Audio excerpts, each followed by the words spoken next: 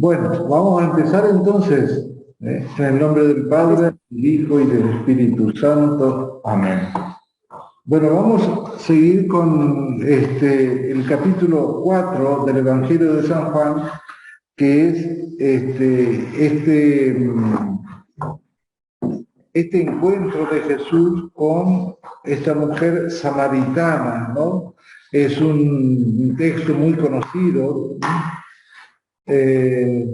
y que tiene una particularidad muy profunda en el hecho de que Jesús establece una relación con una persona que en su época, digamos, había como un rechazo muy fuerte, ¿no es cierto?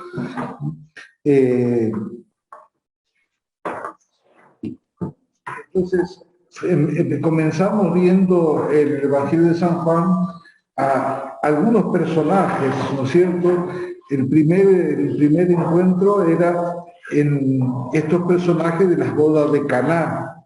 Después, este fariseo llamado Nicodemo. Y ahora vamos a ver a esta mujer que no es ni farisea ni es judía, sino que es samaritana. Hay varias versiones de acuerdo a los biblistas respecto de este texto. Tenemos que tener en cuenta de que los evangelios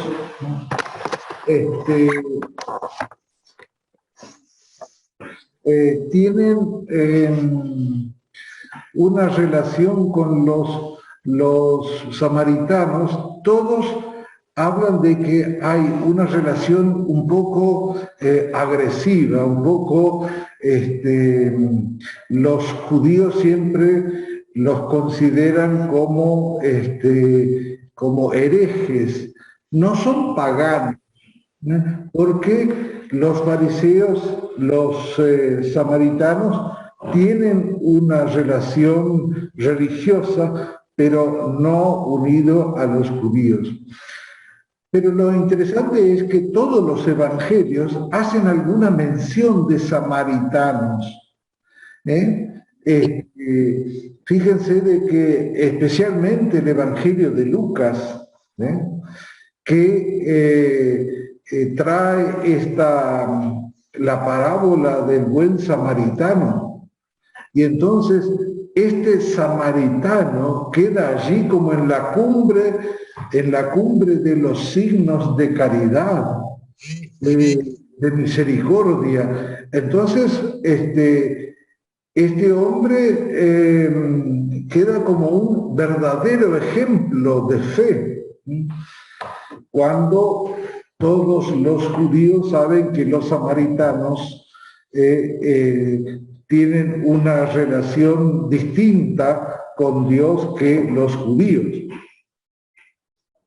Entonces es importante tener en cuenta esta mención en los evangelios de la realidad de los samaritanos.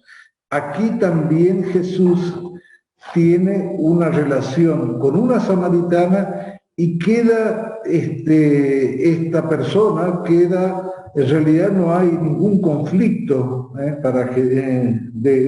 torno a Jesús con ella. También tenemos que tener en cuenta que los hechos de los apóstoles tienen una mención muy importante respecto de la evangelización de los samaritanos. Cuando los apóstoles se tienen que dispersar porque hay una gran persecución en Jerusalén, ahí se habla de que creo que era Felipe, que va a Samaria y da testimonio de la resurrección de Jesús allí en Samaria, ¿no es cierto? Y después en los Hechos de los Apóstoles hay otras menciones. El capítulo 4 del Evangelio de San Juan comienza con una mención que hace referencia inmediatamente a un texto anterior, porque dice: cuando Jesús se enteró que los fariseos habían oído decir que él tenía más discípulos y que bautizaba más que Juan. Aquí el Evangelio de San Juan, como entre paréntesis, dice, en realidad él no bautizaba, sino sus discípulos.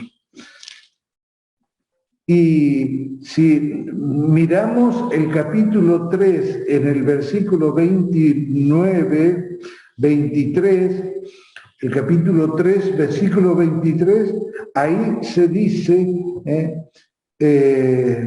Juan seguía bautizando en Enón, cerca de Salim, porque había mucha agua en ese lugar.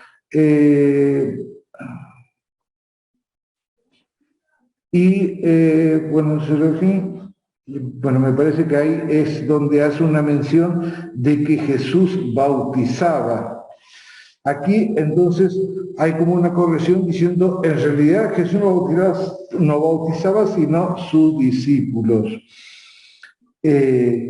Parecería que el relato nos quiere ubicar en que cuando Jesús se enteró que los fariseos tenían este inconveniente respecto del bautismo de Juan Bautista, entonces se aleja. Y aquí hay una cuestión geográfica muy importante que para ubicarnos. Sabemos que en cualquier mapa de Palestina tendríamos que ubicarnos en Jerusalén y inmediatamente al norte de Jerusalén, no inmediatamente, pero yendo hacia el norte, está Samaria, ¿no? Y esta después hace una mención de un poblado llamado Sicar. Y en la misma dirección, más al norte, se encuentra, ya en Galilea, se encuentra Caná, porque todo este relato va a decir, partimos de Judea, nos vamos a Sicar en Samaria y después terminamos en Caná de Galilea. Aquí fíjense de que después dice, dejó Judea y volvió a Galilea, en el versículo 3. Para eso tenía que atravesar Samaria. Los biblistas, cuando estudian esto, dicen no necesariamente, porque si Jesús propiamente estaba en Jerusalén, pero fíjense de que se comienza el capítulo 4 hablando del problema del bautismo. Y si estamos en el bautismo con Juan Bautista, ¿cómo se llama? En el Jordán, el camino más cercano hubiera sido subir desde el otro lado del Jordán hacia el norte para ir a Galilea. Si Jesús está del otro lado del Jordán con Juan Bautista y dice, dejó Judea y volvió a Galilea, para eso tenía que atravesar Samaria, en realidad desde del otro lado del Jordán a Samaria le queda el doble de distancia, ¿no es cierto? Bien, pero ese es un problema que uno dice, bueno, ¿por qué será que pone aquí esta necesidad de atravesar Samaria? Cuando, por ejemplo, algunos evangelistas saben muy bien de que no debían pasar por Samaria, por este problema que había con los samaritanos. Inclusive, bueno, aquí esta mujer que se va a encontrar con Jesús va a hacer mención a eso. Entonces dice en el versículo 5, llegó a una ciudad de Samaria llamada Sicar, cerca de las tierras que Jacob había dado a su hijo José. Allí se encuentra el pozo de Jacob. En el capítulo 24 del libro del Génesis se habla de este pozo y de la relación de Jacob y sus hijos con este pozo. Para nosotros no es importante un pozo de agua, pero para una geografía que vive rodeada de desiertos, los pozos son un lugar de encuentro, un lugar de reunión, a veces un lugar de grandes conflictos, porque a veces hay poblaciones que tienen que caminar muchos kilómetros para llegar a ese pozo, porque no solamente es para tomar agua, sino, por ejemplo, también para conseguir agua para los animales. En el capítulo 24 del Génesis se habla de que hay gente que viene con sus rebaños de ovejas, de cabras, a dar de beber a ellos en este pozo, ¿no es cierto? Entonces los pozos, en ese contexto de geografía donde hay grandes desiertos, es muy importante.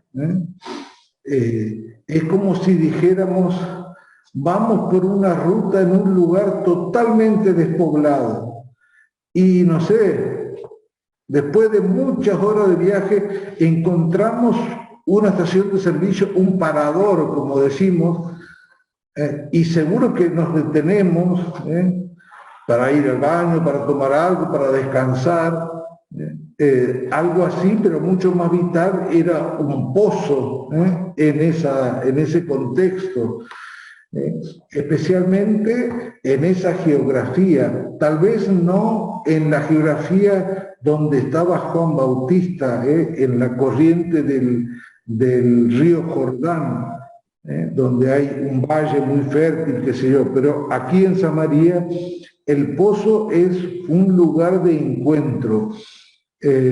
Allí se encuentra el pozo de Jacob.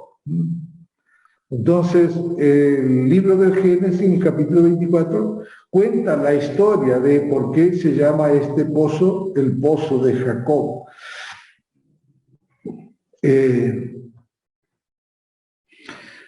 Es importante ponerse en ese contexto para entender esta escena que va a comenzar a desarrollarse.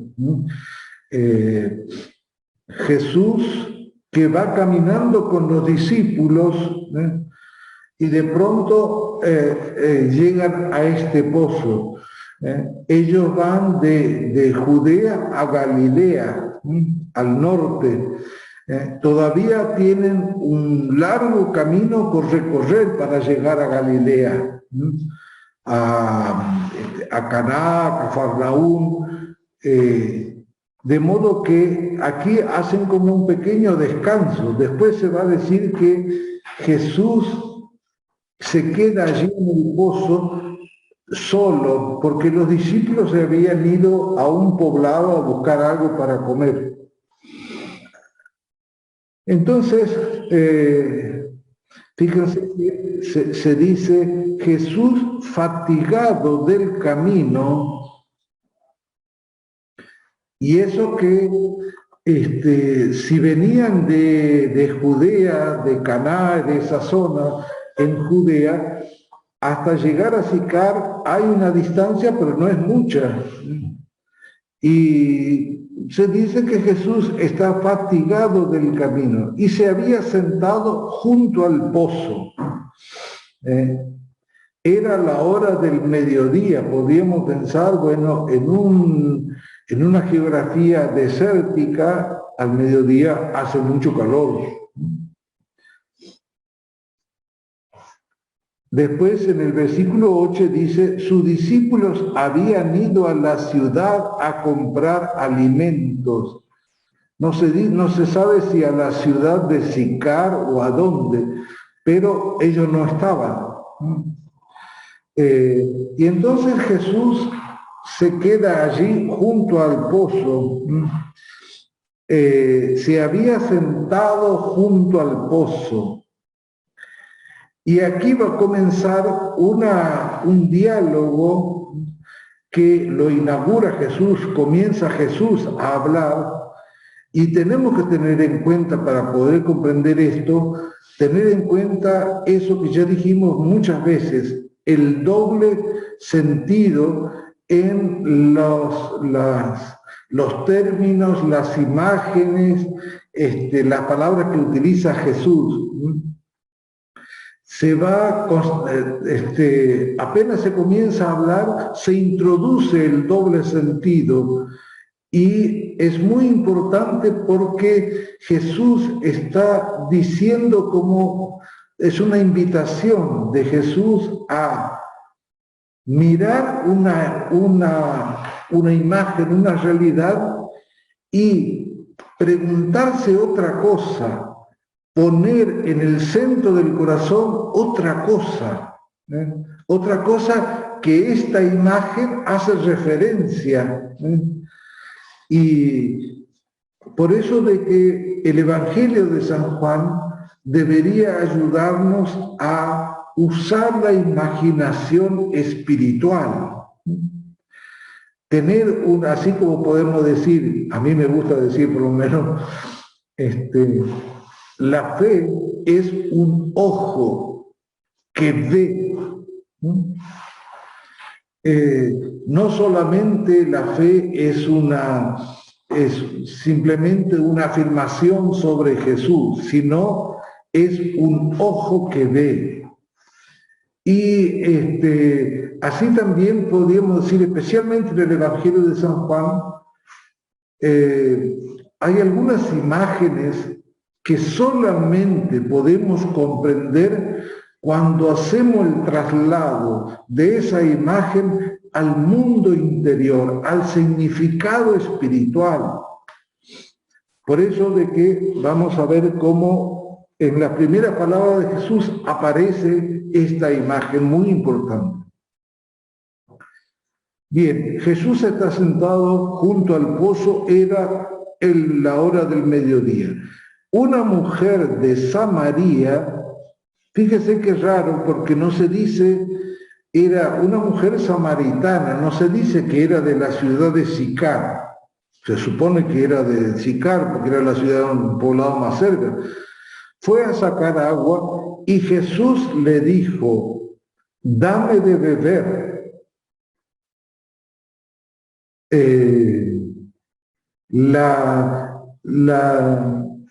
La escena nos pone ante una primera palabra de Jesús. Inclusive no hay ninguna otra clase de introducción, no hay un saludo, no hay una presentación de esta mujer que nunca sabremos el nombre, nunca se dice el nombre de ella. Alguien que no tiene nombre, que sí representa a todo lo que Samaria representaba para los judíos.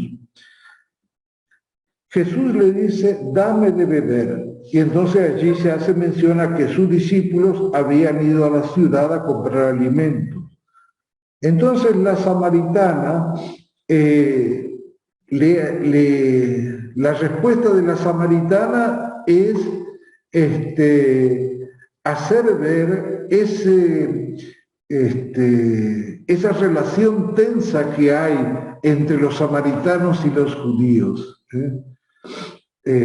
Porque ella dice, ¿cómo tú, que eres judío, me pide a mí, que soy samaritana?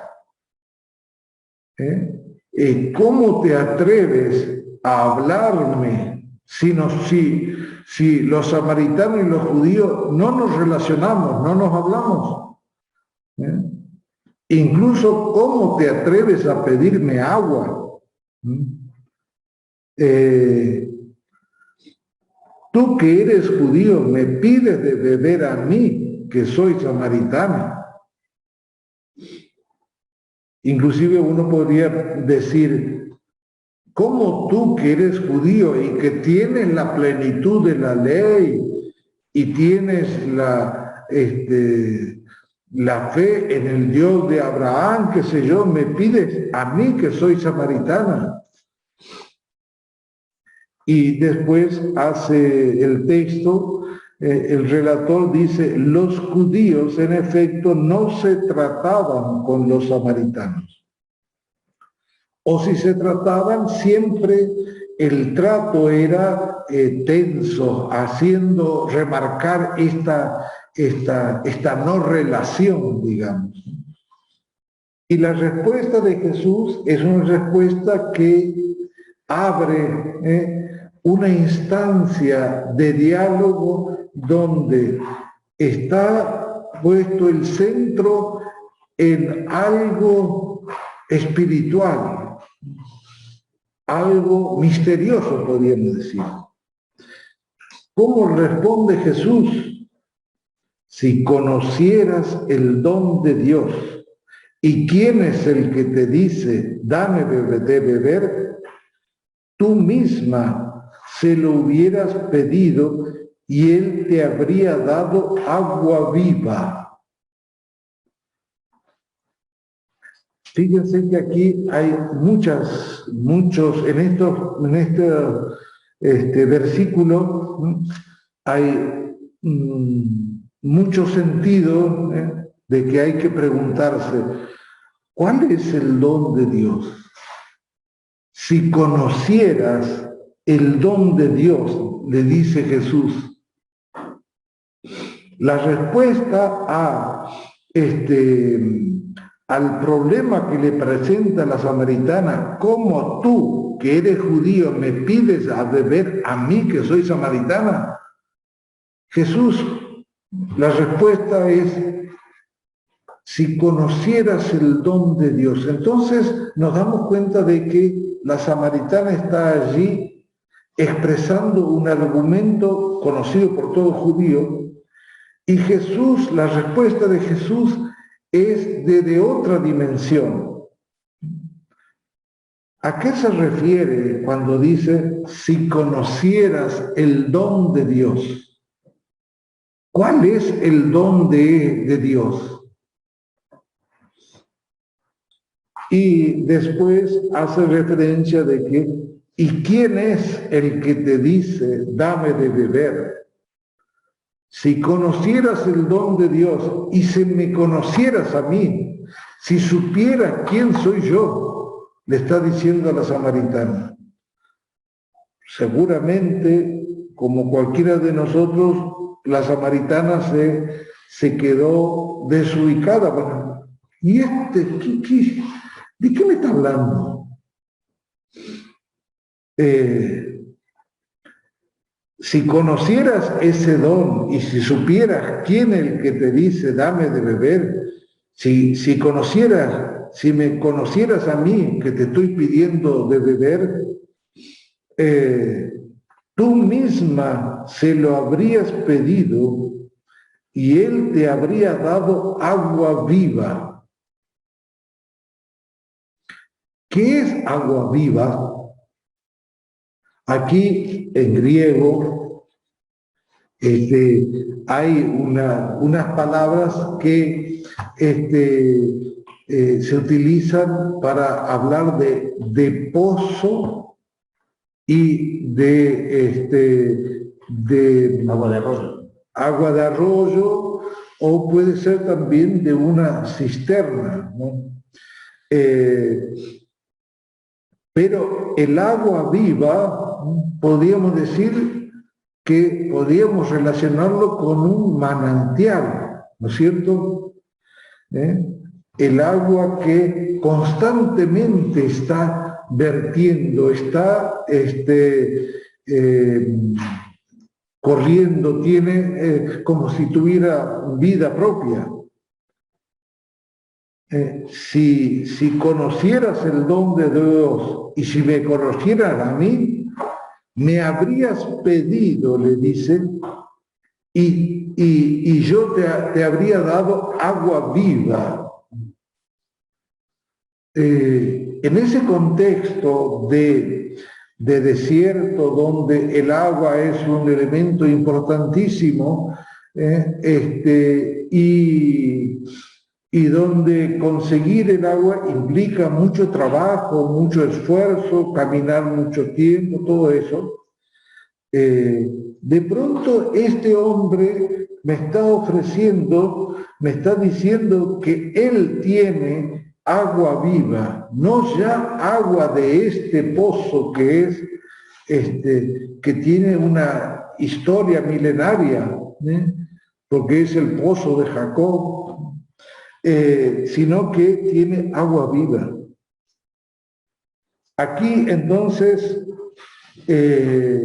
ya tenemos un misterio, una línea donde Jesús está hablando de otra realidad.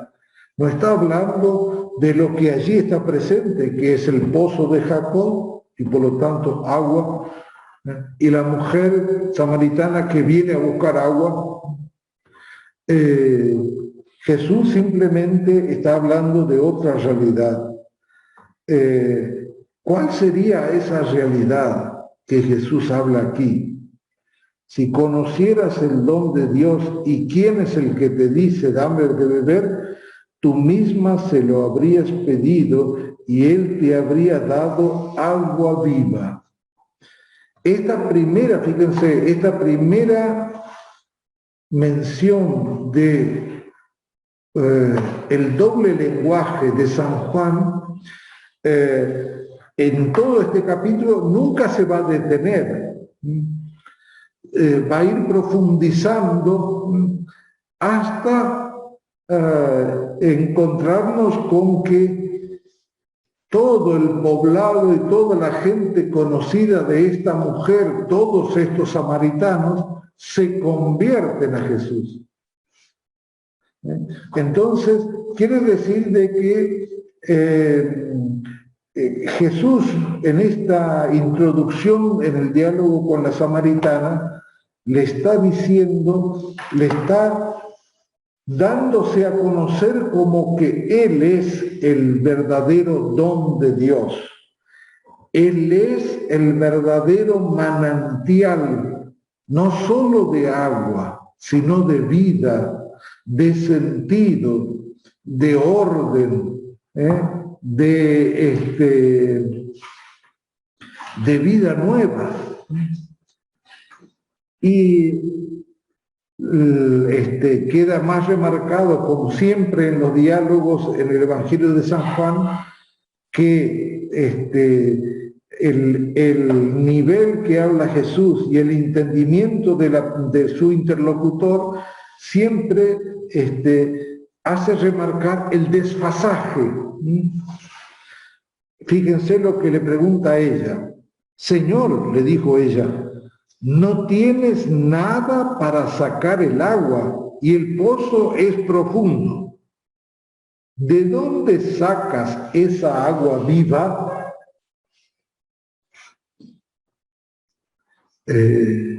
La mujer, la samaritana, tiene la mirada una mirada material, instrumental, dice, pero si no tienes ningún balde, ningún elemento para sacar el agua, el pozo es profundo. ¿De dónde sacas esa agua viva? Fíjense de que Jesús está indicando un lugar, y ese lugar es su misma persona. Yo tengo agua viva. Y entonces, en el diálogo de desencuentro, de que no se entienden, constantemente es remarcar ese lugar. Porque ella le dice, ¿de dónde sacas esa agua viva?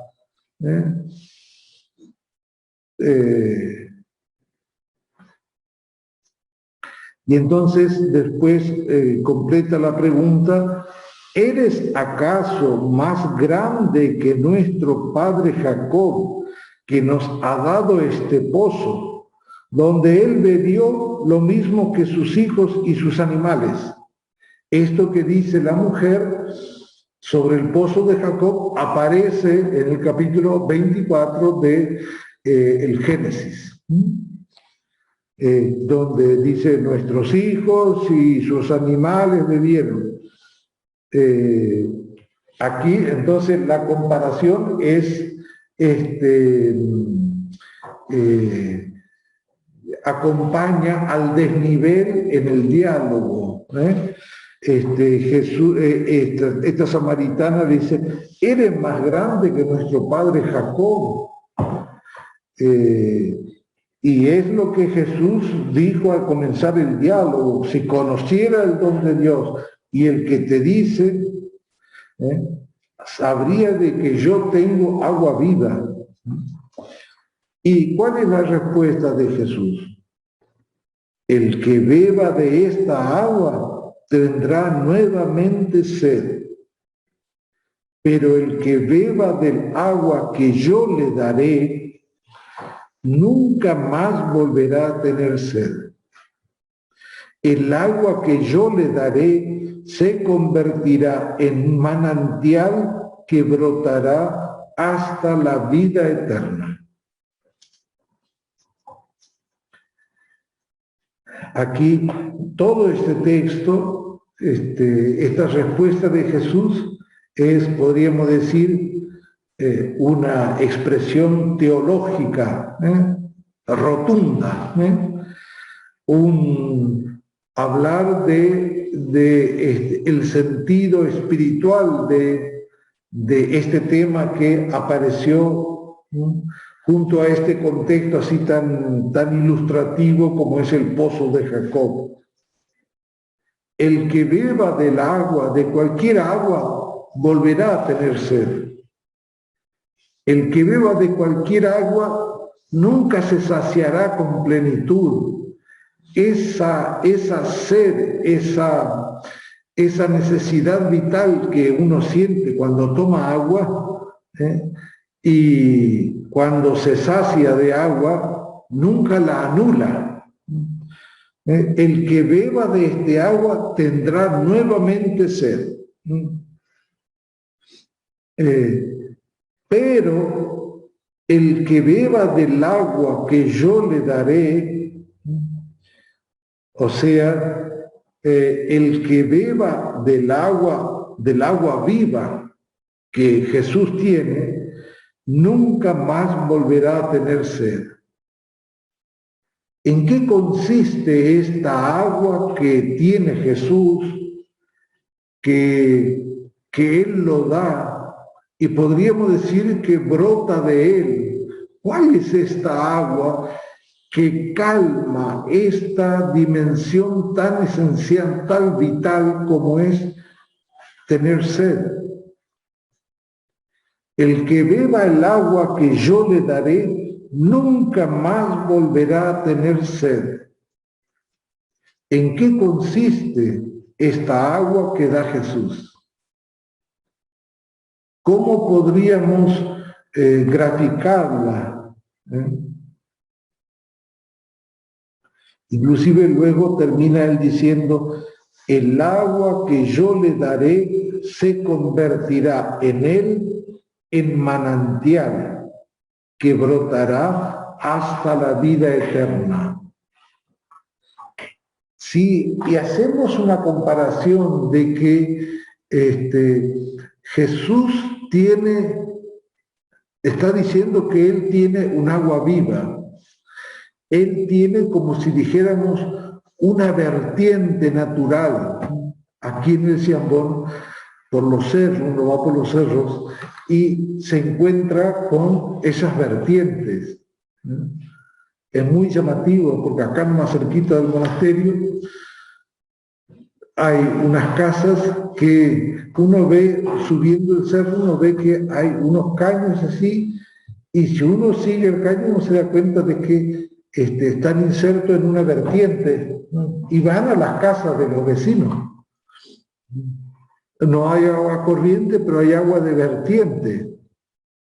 Inclusive el monasterio mismo tiene en una parte en la cocina, el agua que viene es agua de vertiente.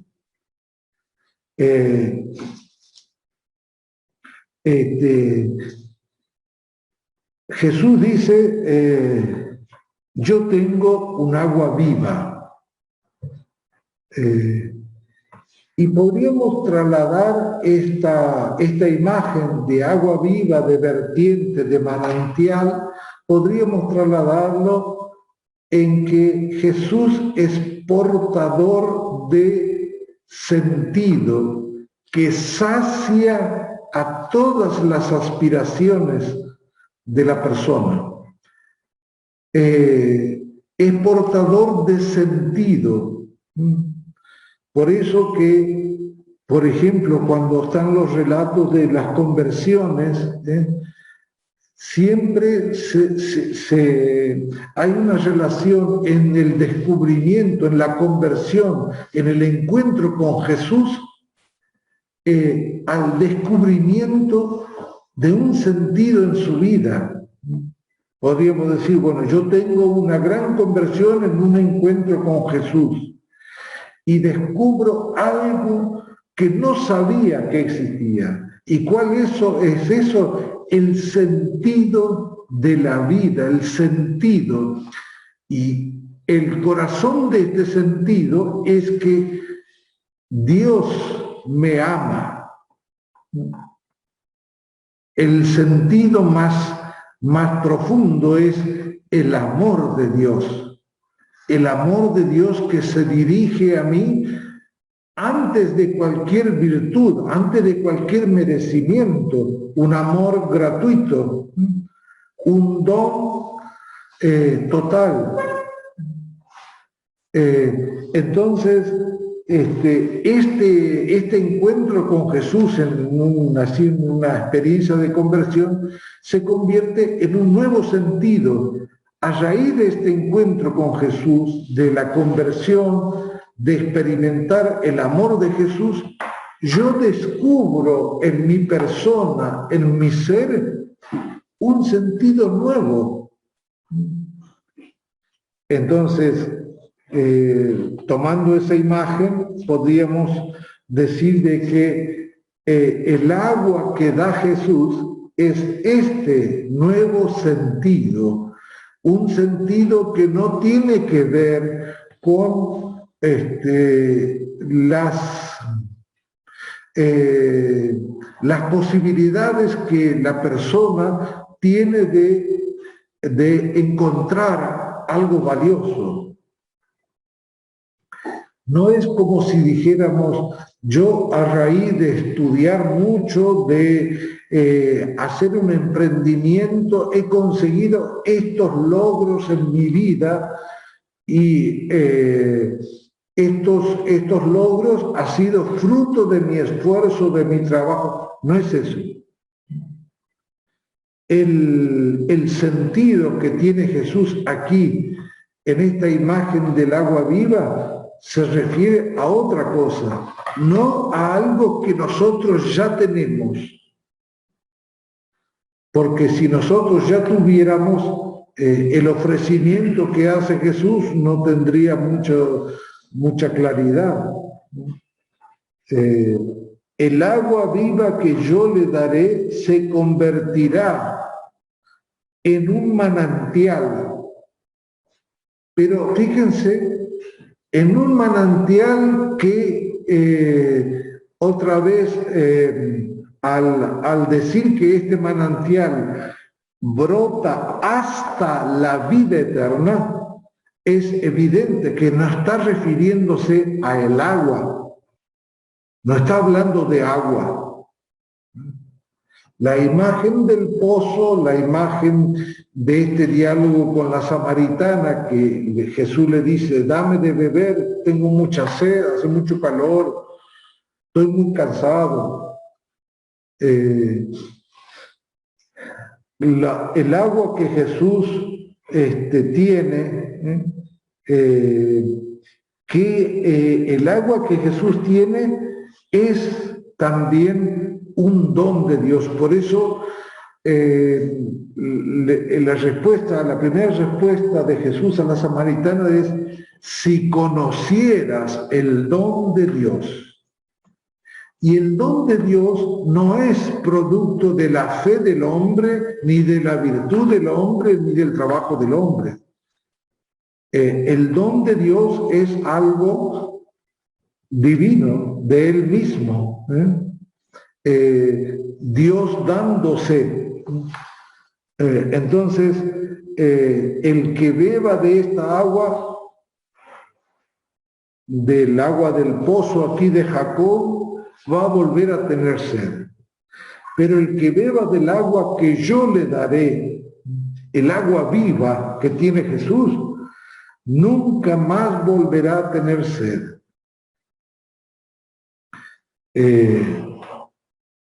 Nunca más volverá a la experiencia de la búsqueda de un sentido, porque va a tener en sí mismo todo el sentido que trae la verdad de Dios, la vida de Dios. Entonces, fíjense, nosotros como hijos de Dios, que fuimos engendrados por el agua del bautismo, tenemos en nosotros un manantial, no solo que nos ayuda a encontrar sentido ahora en las grandes dificultades de la vida, qué sé yo, sino que este manantial que tenemos nosotros y que fuimos inmersos en ese manantial llega hasta la vida eterna, tiene capacidad de llevarnos hasta la vida eterna. En el bautismo, uno de los signos del bautismo es sumergirnos en el agua, ¿no es cierto? Pero ese sumergirnos en el agua, la figura profunda de esa imagen es que nos sumergimos en la vida y la muerte de Jesús. Introduciéndonos en la vida y en la muerte de Jesús es como nacemos de nuevo, es como nos hacemos hijos de Dios. Ese es el don del bautismo. Bien, la mujer le dice: Señor, dame de esa agua para que no tenga más sed y no necesite venir aquí a sacarla. La mujer todavía no entendió de qué está hablando este hombre. Del manantial hasta la vida eterna, de que nunca más no sé de qué está hablando. Simplemente le dice: si vos tenés un manantial así, dame de esa agua para que no tenga más sed. Como si tomando de un agua particular, nuestra sed terminaría para siempre. Pero no se trata de eso, ¿no es cierto? Fíjense que el no entendimiento de la mujer, del interlocutor de Jesús, afianza, aumenta el sentido de las palabras de Jesús. Jesús le respondió, y ahí viene otro lío que Jesús se va metiendo. Ve, llama a tu marido y vuelve aquí. De pronto salimos del tema del agua, del manantial, de que va a brotar y nos metemos en otro problema. Ve a llamar a tu marido. Y la mujer le dice: no tengo marido. Y Jesús entonces le descubre esta dimensión de la vida interior de esta mujer.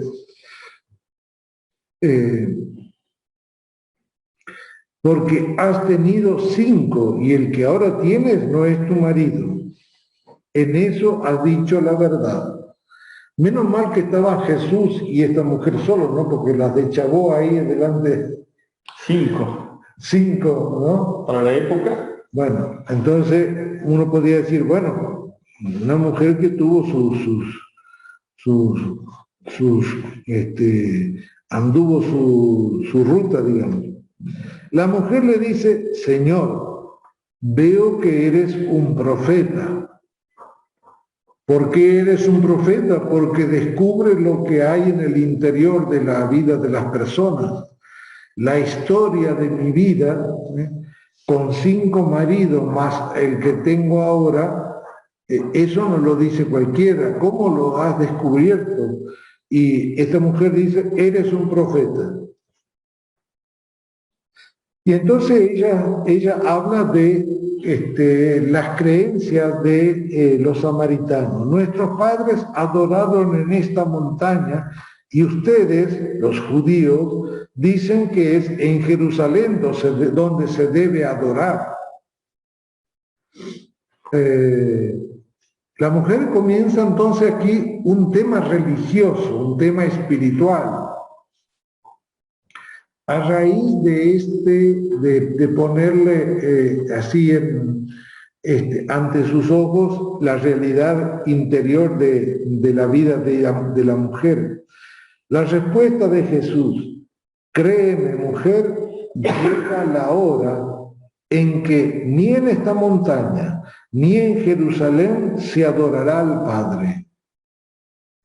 Ustedes adoran lo que no conocen.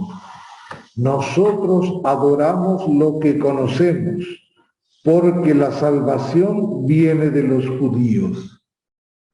Pero ahora la hora se acerca y ya ha llegado en que los verdaderos adoradores adorarán al Padre en espíritu y en verdad, porque esos son los adoradores que quiere el Padre. Dios es espíritu y quienes lo adoran deben hacerlo en espíritu y en verdad. Otro capítulo teológico de Jesús aquí. Primero hace esta relación de los samaritanos y los judíos en esta montaña y en Jerusalén.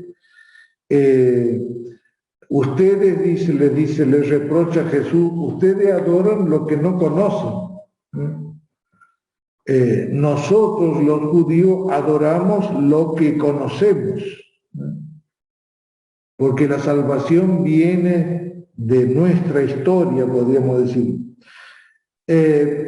Pero después dice Jesús, se acerca una hora, incluso ya estamos en esa hora, en que ocurrirá algo nuevo, una dimensión nueva va a aparecer.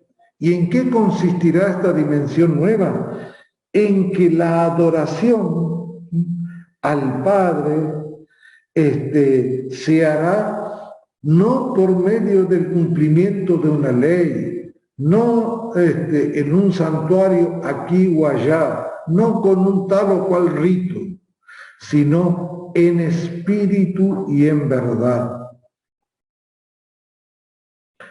Y esta explicación del versículo 24 es fundamental para nuestra fe. Dios es espíritu. Muchas veces nuestra fe se relaciona con Dios como si fuera algo que nosotros vemos, inclusive podemos manejar, ponerle así o asá, pero Dios es espíritu. Y nosotros como personas, podríamos decir, en primer lugar, somos espíritu en un cuerpo. Algo que nos cuesta mucho a raíz de que todo lo relacionamos con lo que vemos, con lo que gustamos, con lo que tocamos. Por lo tanto, con lo material, con lo que podemos manejar, lo podemos construir. Y toda nuestra estructura intelectual, de búsqueda de sentido, inclusive toda nuestra estructura de relación de fe, muchas veces lo hacemos sobre estas bases de que de todo lo que vemos, tocamos, sentimos, pero no desde el espíritu que poseemos. Porque si solamente nos relacionamos con Dios a través del Espíritu Santo y a través de nuestro espíritu, tendríamos una relación verdaderamente distinta con Dios. Y podríamos decir, sí, pero escúchame, yo soy humano, soy terreno, soy temporal, toda esa cosa está muy linda.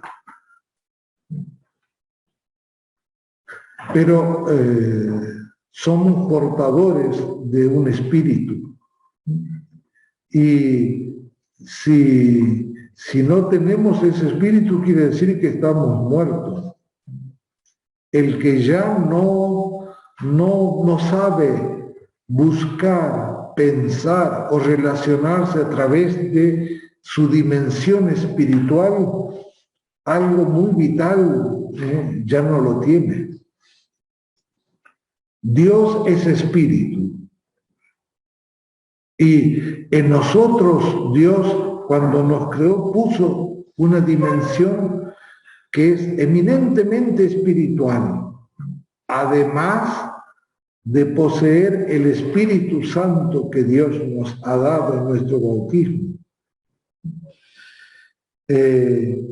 Por eso de que nosotros debemos relacionarnos y adorar al Padre en espíritu y en verdad, no en la verdad que nos construimos nosotros, no en la verdad que es el resultado de las cosas que vemos y podemos cuantificar, sino la verdad que es Dios. La verdad que es Dios. ¿Y cuál es esa verdad? Esa verdad es agua viva, es manantial, es el agua que da Jesús, que brota hasta la vida eterna. La verdad de Dios. La verdad de Dios no está relacionada con las construcciones que hacen los cristianos, ni aún con los dogmas de fe de la vida cristiana. La verdad de Dios forma parte de su ser. Dios es verdad, es vida, es espíritu. En Dios no hay esta dualidad que tenemos nosotros. Bien. Entonces la mujer quiere introducir una dimensión de su conocimiento. Dice, yo sé que el Mesías, llamado Cristo, debe venir. Cuando Él venga, nos anunciará todo, dice la mujer. Por estas cosas que va diciendo la mujer sobre su creencia, podríamos decir de que es una mujer con una vida, por un lado, tuvo 5 maridos, pero por otro lado también con un conocimiento religioso interesante. Yo sé, dijo ella, que el Mesías, el Cristo, debe venir. Y cuando Él venga, nos anunciará todo. O sea que ella también creía que cuando viniera el Cristo nos anunciará todo.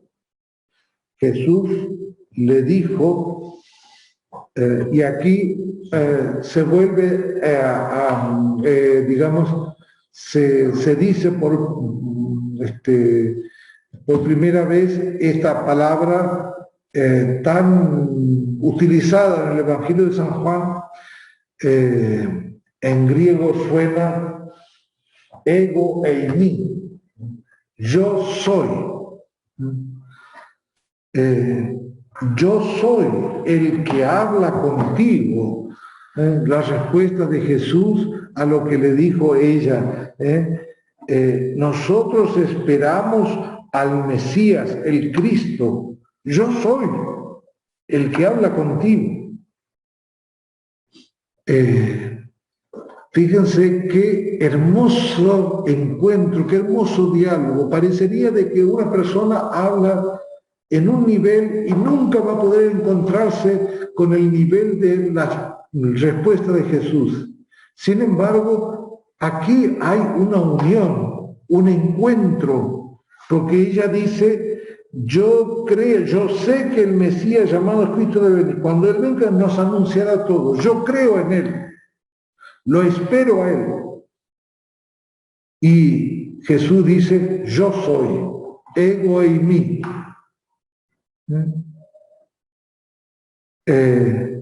El que habla contigo, yo soy.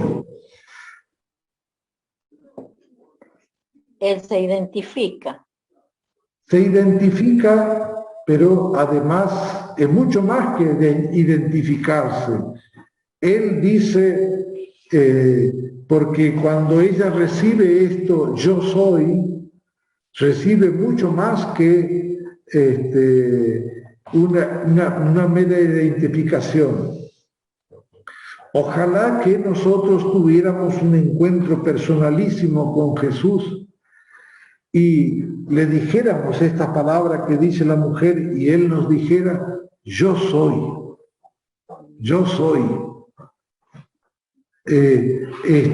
Nosotros estaríamos en condiciones de decir, no solo me encontré con Jesús y Él se identificó, sino que recibí mucho más que una mera identidad, recibí mucho más de Él.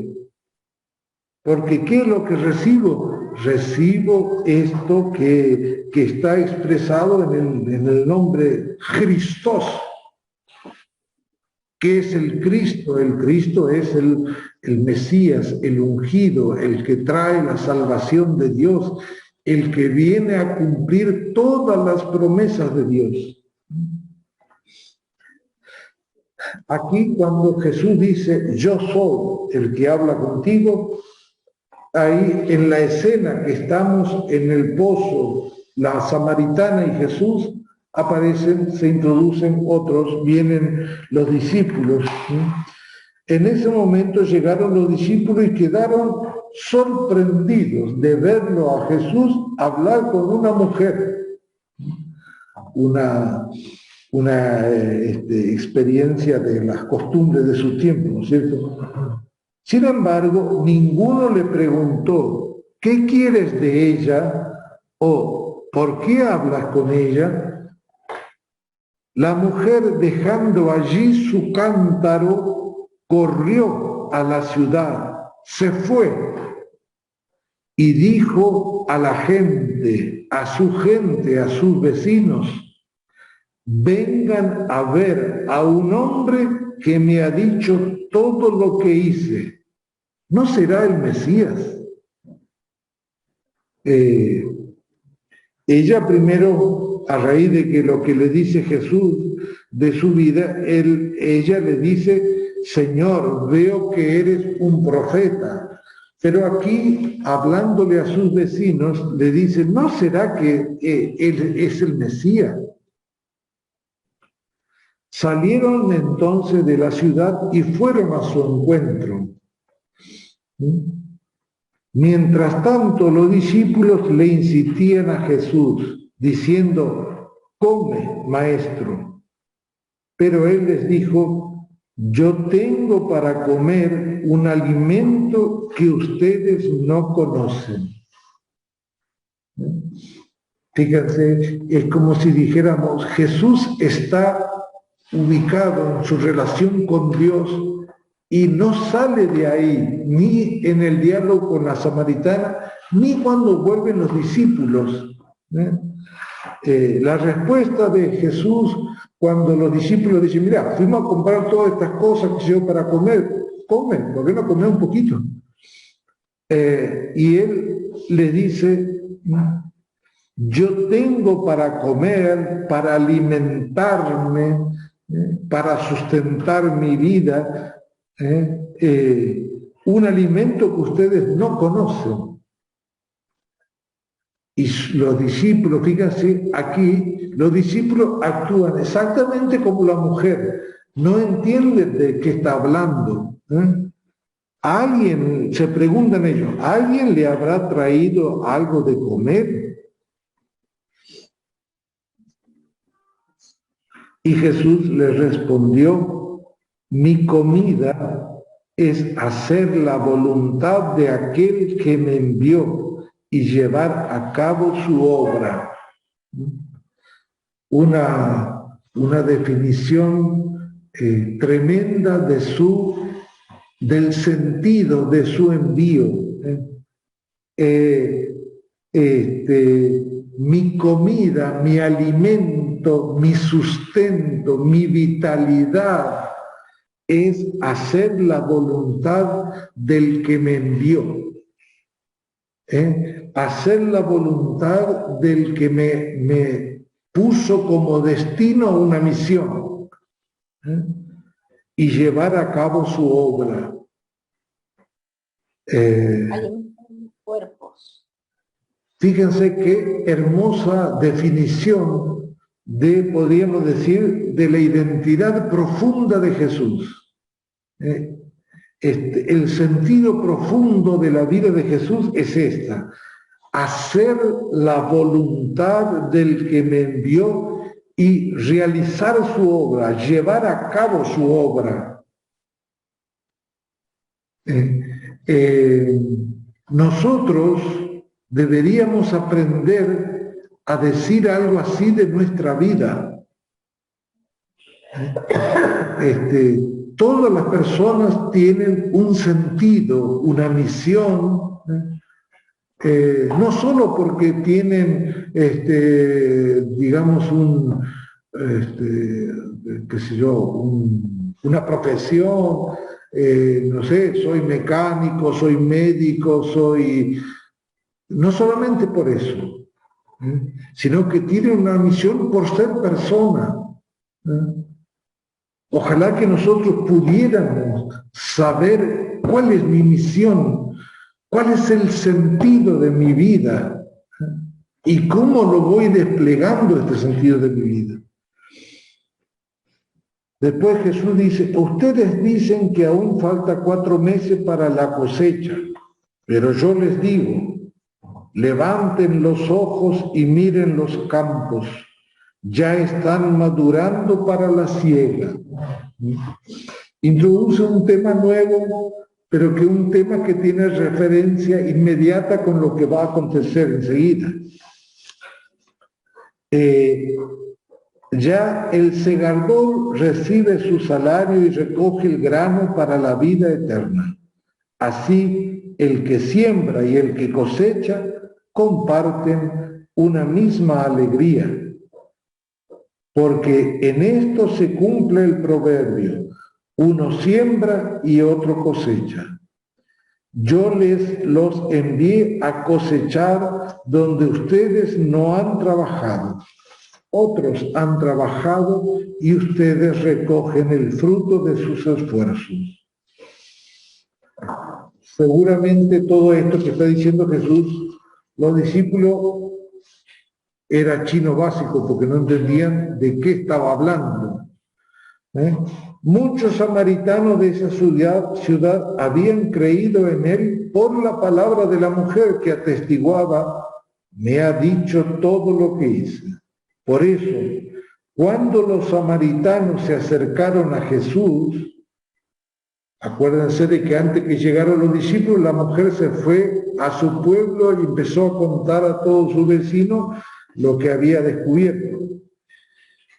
Se acercaron a Jesús, muchos samaritanos le rogaban que se quedara con ellos y él permaneció allí 2 días. Mucho más creyeron en él a causa de su palabra.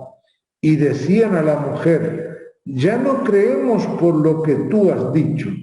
Nosotros mismos lo hemos oído y sabemos que Él es verdaderamente el Salvador del mundo. Ahí termina este encuentro de Jesús con la samaritana y este encuentro de Jesús con los samaritanos.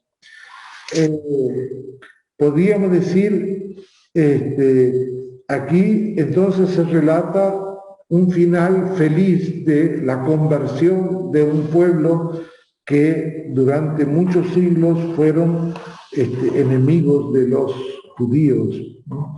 Nosotros mismos lo hemos oído y sabemos que Él es verdaderamente el Salvador del mundo, ¿no? Este conocimiento de que Él es el Salvador del mundo llega por lo que escucha. Así como también eso podría haber dicho la misma mujer, la samaritana, porque en el diálogo con Jesús va internándose en este misterio que Jesús le da a conocer. Bien.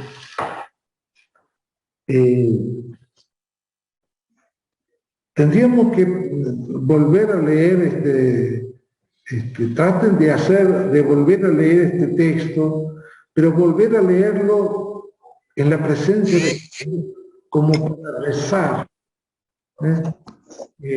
disponerse a rezar y leer este texto. Tratar de experimentar, de pedirle a Jesús que les abra no solamente la inteligencia, sino el sentido profundo del corazón para entender estas riquezas que tiene esta palabra de Jesús.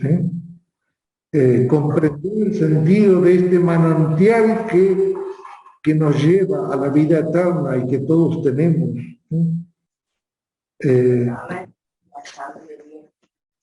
Es un muy lindo texto para comprender el sentido profundo espiritual de la vida cristiana. La vida cristiana es compartir con el enviado, con Jesús, su misión. Y obrar en nuestra vida lo que el Padre obró en la vida de Jesús.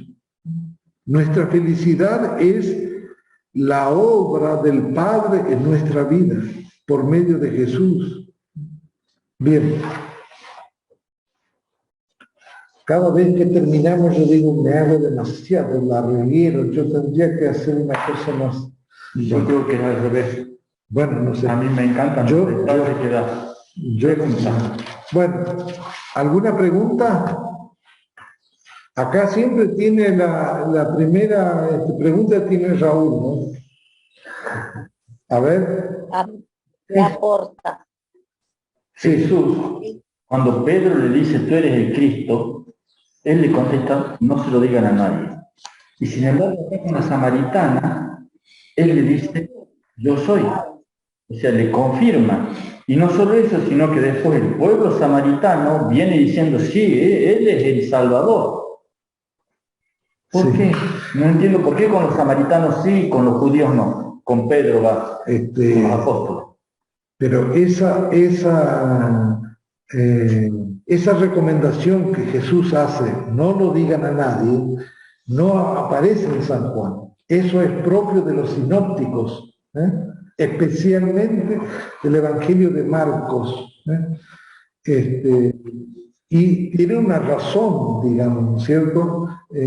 Los otros evangelios, ¿no?, de Marcos, Mateo y de Lucas, hablan de una comunidad que están en un contexto muy particular, en un contexto por ejemplo, con el de Marcos, un contexto de peligro al decir, bueno, yo soy cristiano, yo creo a Jesús. Entonces, Jesús dice, no lo digan a nadie, porque ustedes si le dicen a alguien, lo van a hablar de algo que los otros que le escuchan no tienen elementos para comprender esto. Aquí es distinto. En el Evangelio de San Juan nunca se va a aparecer esto, no lo digan a nadie. Bien, otra pregunta. Creo que Jesús es el centro de nuestra vida.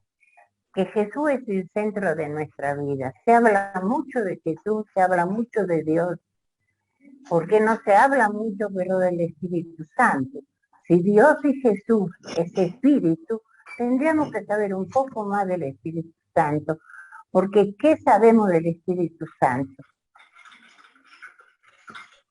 No sabemos nada. Si uno dice, no sabemos nada, sabemos que el Espíritu de Dios está en nosotros, pero yo, la verdad, quisiera saber más del Espíritu, mucho más del Espíritu. Bueno, Somos agua viva. si vamos con paciencia, ya le vamos a escuchar a San Juan cuando nos habla del Espíritu Santo.